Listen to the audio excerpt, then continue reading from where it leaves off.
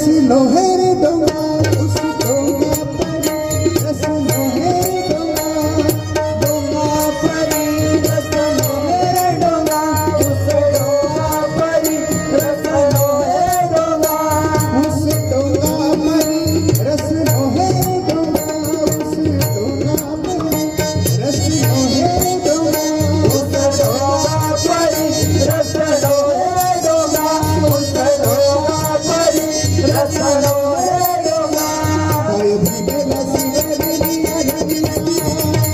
भुलला शिवरलिया रंगा काय भुलला शिवरलिया रंगा काय भुलला शिवरलिया रंगा काय भुलला शिवरलिया रंगा काय भुलला शिवरलिया रंगा काय भुलला शिवरलिया रंगा काय भुलला शिवरलिया रंगा उस डोंगा परी रस लोहेर डोंगा उस डोंगा परी रस लोहेर डोंगा ऊसाचं उदाहरण देतात चोखोबर आहे. ऊस डोंगा परी रस लोहेर डोंगा. ऊस दिसायला सरळ नाही वाकडा आहे पण त्याच्यातला रस जो आहे ना रस गोडच आहे. तसं वरच्या रंगाला तुम्ही भुलू नका. काय भुलला ती वरलिया रंगा कमान डोंगी परी तीर नो है डोंगा कमान डोंगी परी तीर नो है डोंगा कमान डोंगी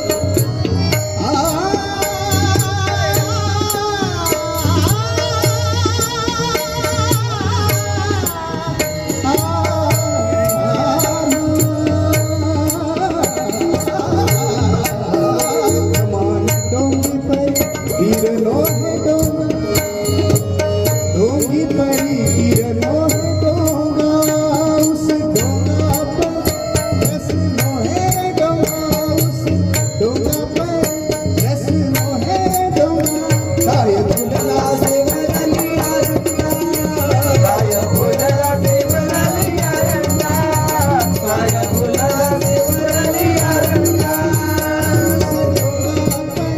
रस लोहेर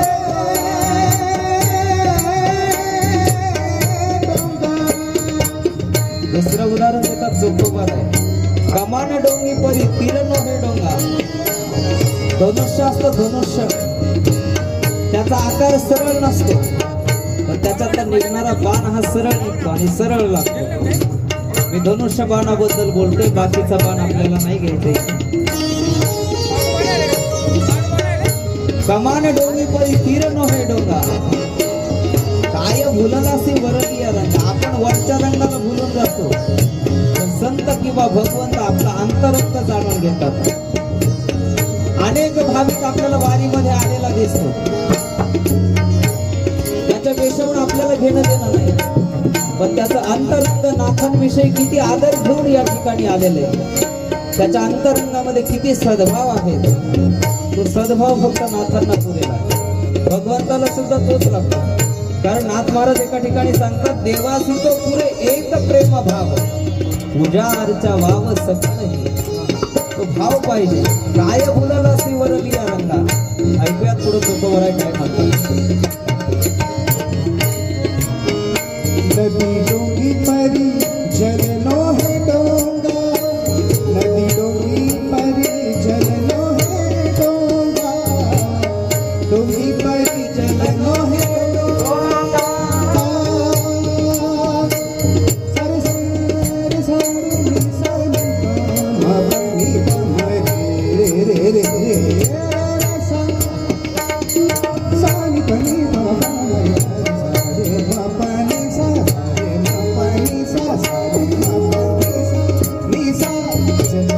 डोंगी परी जल नो है डोंगा नदी डोंगी परी जल नो है डोंगा उस डोंगा पर रस नो है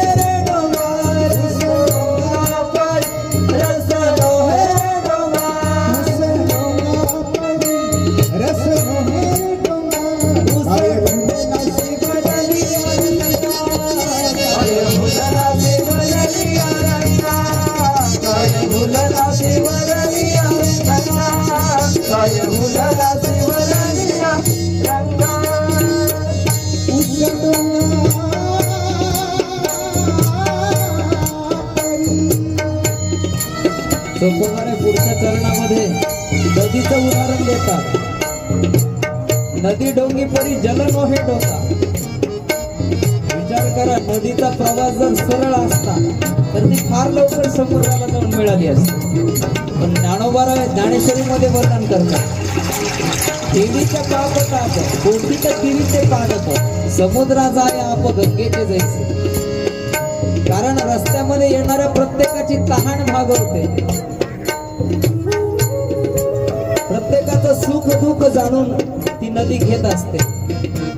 सगळ्यांना आनंद देत देत ती नदी पुढे जाते. तसं संतांचं जीवन असतं.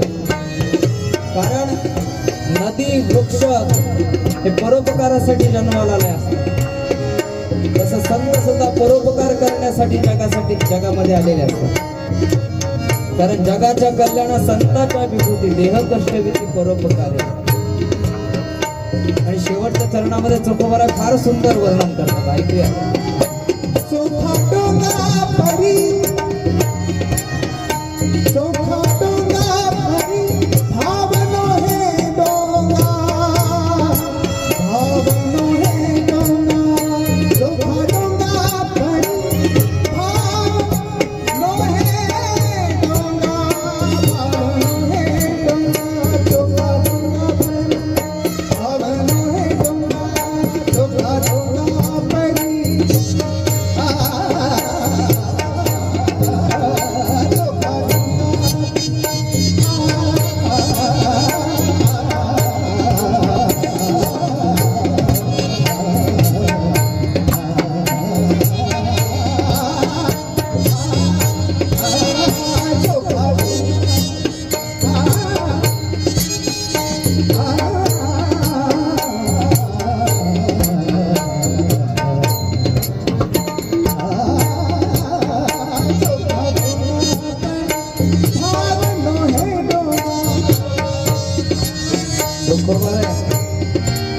स्वतःविषयी वर्णन करतात. चोखा डोंगा परी भाव नो हे डोंगा.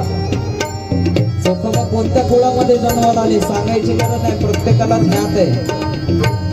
पण विचार करा, भगवंताच्या द्वारापुढे समाधी पहिली जर कोणाची असेल तर चोखोबारांची समाधी. आणि भगवंतानं नामदेवरायांना आदेश दिला होता की माझ्या चोखोबांच्या अस्थी मंगळवेढ्यामध्ये त्या बुरुजाखाली आहेत, त्या घेऊन ये. नामदेवराय देवाला प्रश्न करतात, देवा त्या बुरुजाखाली अनेक जण मरण पावले, चोखोबांना कसं ओळखायचं?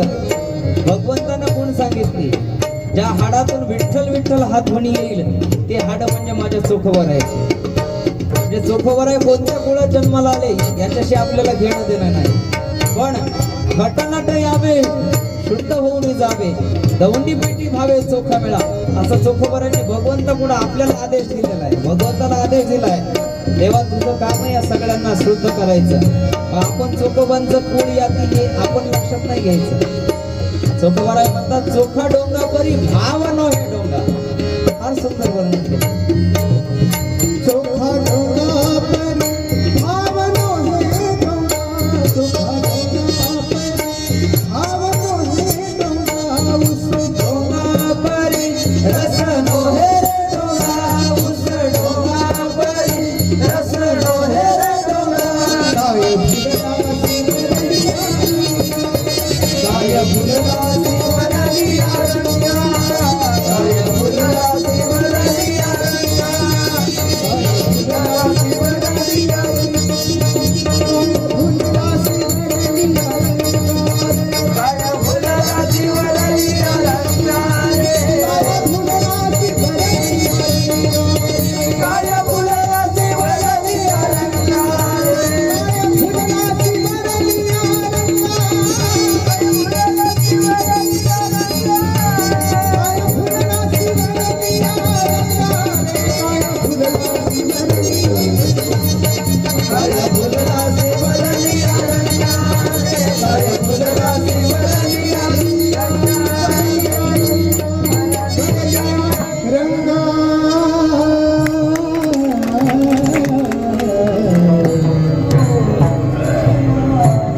डोंगा परी रस नोहे डोंगा, काय फुललासी वरली या रंगा. चोखोबारायांनी हे वर्णन केलेला हा अभंग आपल्या समोर या ठिकाणी सादर केला. योगेश रणवले